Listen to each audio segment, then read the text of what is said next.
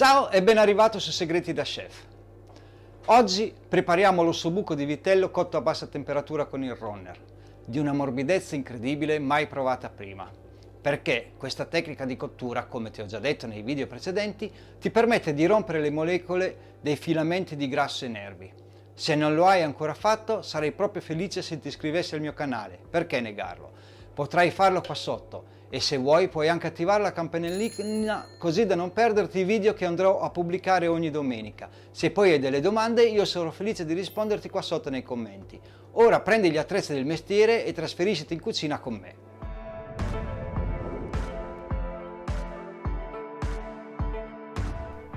Per fare questa ricetta ti serviranno alloro, sedano, carota, cipolla, aglio, burro, ovviamente gli ossobuco di vitello freschissimi spessi 2 cm, chiodi di garofano, sale, vino rosso, farina 00, pomodori pelati e olio extravergine. Come sempre inizia impostando il preriscaldamento del runner, quindi accendi, imposta la temperatura a 80 gradi e poi il tempo 16 ore. Avvia. Se devi cucinare l'ossobuco di vitellone, ricordati di aggiungere 2 ore rispetto a questa versione.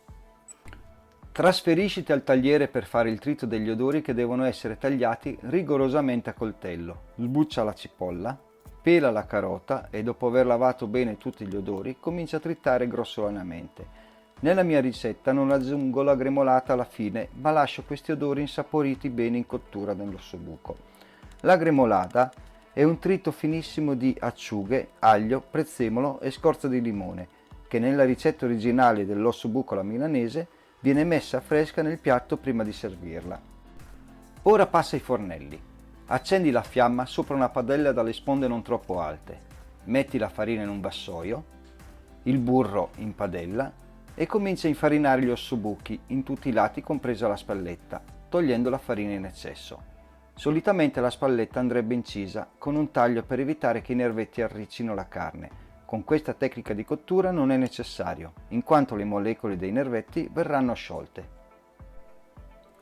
Una volta che il burro sarà sciolto e avrà cominciato a soffriggere, disponici gli ossobuchi infarinati e comincia a cuocerli un lato per volta.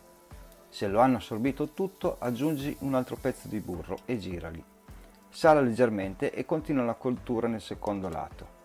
Rigirali e sala anche il secondo lato. Poi, quando è avvenuta la reazione di Maillard, e cioè si saranno caramellizzati in superficie, toglili e appoggiali in un piatto. Nella stessa padella metti un filo d'olio extravergine, aggiungi aglio, alloro e chiodi di garofano e versi gli odori tritati precedentemente e fagli appassire piano piano girando di tanto in tanto. Aggiungi il bicchiere di vino rosso e fai evaporare bene. Una volta evaporato tutto l'alcol, versa i pelati e fai restringere bene quasi quanto una conserva. Togli l'aglio e inserisci il condimento nella busta sottovuoto, precedentemente rigirata in apertura per non sporcarla e compromettere l'essagillatura. Metti dentro anche gli ossobuchi, aggiungi un pezzettino di burro, rigira il sacchetto e condiziona.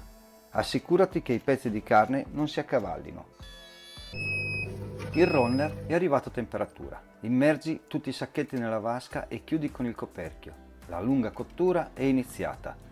Trascorse le 16 ore, togli i sacchetti e, se li vuoi consumare in un secondo momento, immergili immediatamente in acqua e ghiaccio. Poi stoccali in frigo e ricordati che, con una temperatura di cottura così alta, avrai una shelf life di 21 giorni. Se invece fai come me in questo caso, adagia i sacchetti in una placca, aprili e versa il contenuto in una padella antiaderente, poi metti sul fuoco ad una temperatura alta e fai evaporare il liquido. Prepara il piatto piano con un letto di riso allo zafferano, qua sopra trovi il video di come farlo, poi appoggia sopra gli ossobuchi con un po' della loro salsina. Servili.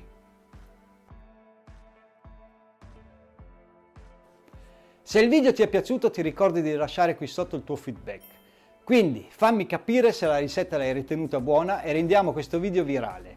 Metti un like e se quello che hai visto ti è stato utile, se non lo hai ancora fatto, iscriviti al canale e attiva la campanellina perché da qui in avanti ne vedremo delle belle. Ti ricordo di iscriverti anche al mio profilo Instagram, Argento Chef. Ti saluto con la mia solita frase. Da ora in poi dire non so cucinare non sarà più una scusa. Piatti chiari e amicizia lunga. Ciao!